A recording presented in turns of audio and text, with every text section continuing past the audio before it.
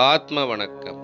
ஆத்மபிதா சுவாமி சிவானந்த பரமஹம்சர் அவர்களால் ஸ்தாபிக்கப்பட்ட சித்த சமாஜத்தின் தமிழ்த்திங்கள் வெளியீடான உலகக்ஷேமம் இதழில் இடம்பெற்ற சுவாமி திருவாய் மலர்ந்தருளியது.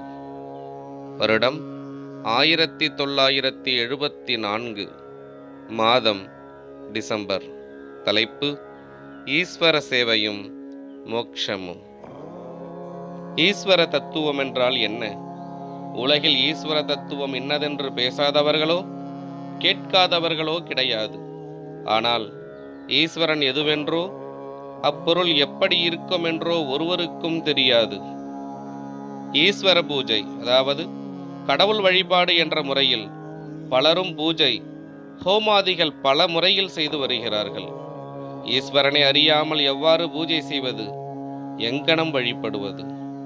அவ்வாறு தெரியாமல் செய்யும் பூஜைகளுக்கு அல்லது வழிபாடுகளுக்கு பலன் கிடைக்குமா? ஈஸ்வரனையோ அப்பொருளையோ அறியாமல் பூஜித்தால் கட்டாயமாக எப்பலனும் நமக்கு கிடைக்காது. ஓர் எஜமானரிடமிருந்து நமக்கு ஏதாவது காரியம் நடக்க வேண்டியதாக இருந்தால் அந்த எஜமானரை ஆசிரயித்தல், அதாவது அடிபணிதல் வேண்டும். அந்த எஜமானை தெரிந்து அடிபணிந்தால் நமக்கு ஆக வேண்டிய காரியங்களை அந்த எஜமானார் நடத்தி வைப்பார். தெரியாமல் வணங்கினால் அது சில சமயம் ஆபத்தாகவும் முடியலாம். ஈஸ்வரனை எதற்காக சேவிக்க வேண்டும்? மோட்சத்திற்கு. மோட்சம் என்றால் விடுதலை, அதாவது பந்தங்களிலிருந்து விடுபடுதல். அப்பொழுது நாம் பந்தங்களில் அகப்பட்டு கொண்டிருக்கிறோம். அந்த பந்தம் எப்படி? ஒரு பிணத்திற்கு பந்தம் இருக்கிறதா? இல்லை. ஏன்? ஜீவன் இல்லாததினால். அந்த பந்தம் எதுவென்றால் இக்காணப்பட்ட உலகம்.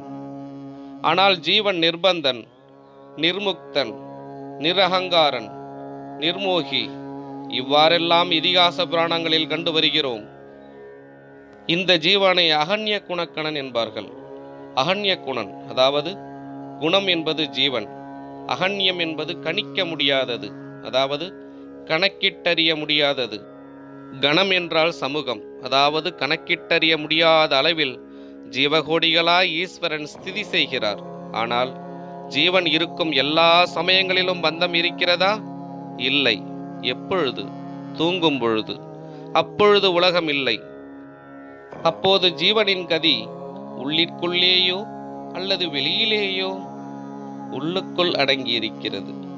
அதனால்தான் பந்தமில்லாமல் இருக்க காரணம். எப்போது விழிப்பு நிலை ஏற்படுகிறதோ அப்பொழுது ஜீவன் வெளியே வியாபித்து அது இது என்ற நானாவித எண்ணங்களால் உலகத்தை கட்டி பந்திக்கிறது. ஜீவன் எப்போது உள்ளே அடங்குகிறதோ அப்போது பந்தம் அற்றவர்களாய் ஆகிறோம். ஜீவன் வெளியே வியாபிப்பது பந்தம், உள்ளே அடங்குவது மோட்சம். ஆத்ம வணக்கம்.